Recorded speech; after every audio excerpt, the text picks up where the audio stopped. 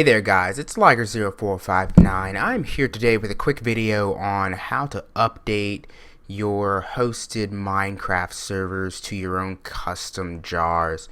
Now most are fairly the same because the Minecraft folder can't really get switched up all that much because it's the same basic server files just split into a multi-craft instance. So these instructions should work for most hosts that you have. So to start off, the first thing you need to do is open up your control panel. Okay, so here's my control panel for my server. Yes, you can see the IP. The server's whitelisted, so I'm not really worried about it.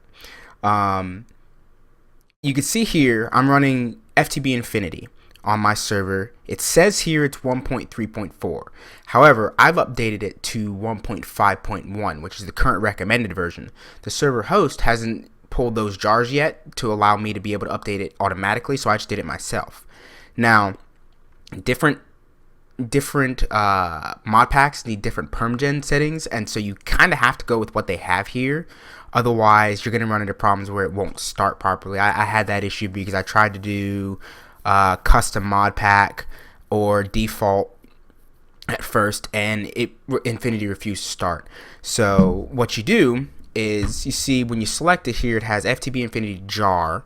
That is the name of the jar file that it's looking for to start FTB Infinity. So all you have to do is take the jar file that the server download gives you and rename it to that. So coming over here, this is the FTB Infinity server folder. This is what they give you when you download the FTB Infinity server for 1.5.1. You have these four folders here. This is the actual FTB Infinity server, and then that's the normal Minecraft server, which your server host will already have that, so you won't have to worry about that. So what you're going to do is you're going to go over to your FTP. I use FileZilla just because it's the easiest one for me to use. You're going to connect to your particular instance, and then you're going to delete several things. You're going to delete the config folder, which is one of the ones that's in here, config, libraries, mods, and scripts.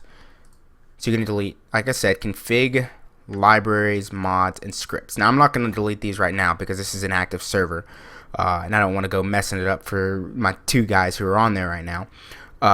But once you do that, you're also going to delete whatever the jar file that they're looking for is. So in this case, like I said, it's ftbinfinity.jar.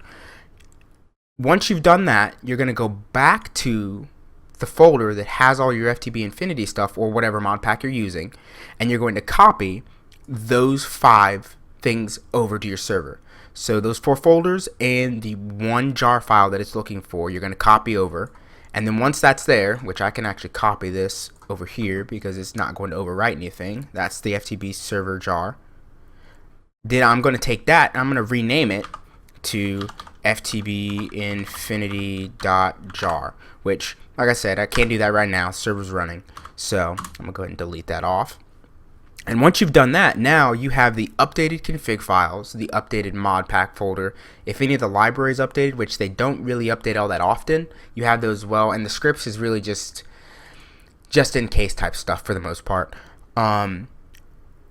If you have an old map, provided the config changes weren't too great, you can just use your old map. I've done that several times. I think this particular one, the World of Awesome 2, we used from FTB Infinity 2 or 1.2 point something up until 1.3.4, and then we just started a new map recently when 1.5 came out because we'd gotten pretty far. If you do have any config files you modified yourself, make sure you go in there and pull those out. Just pull them down to your own computer real quick. That way you have a backup copy. Copy the new config folder in once you've deleted it, and then copy the config files you modified back. So we'd made a couple changes to, for instance, the COFH or stuff. That way we actually get some shiny ore spawns and stuff in our world. So I made sure before I updated to copy that down so I could put that back in and not have to go retyping all that. Or say if you've tweaked the origin settings a little bit. I think we tweaked a couple things down, tweaked a couple things up. to balance the game out a little bit better, at least balance it out for us. That way you don't lose that stuff. But all in all, it's a fairly easy process. I think the entire thing from start to finish, provided you have decent internet, will take you maybe 10 minutes at most. So if you have any questions, feel free to leave them in the comments below. I'll help out however I can. I hope you enjoyed this video and got all the information you needed, guys. Until next time, game on.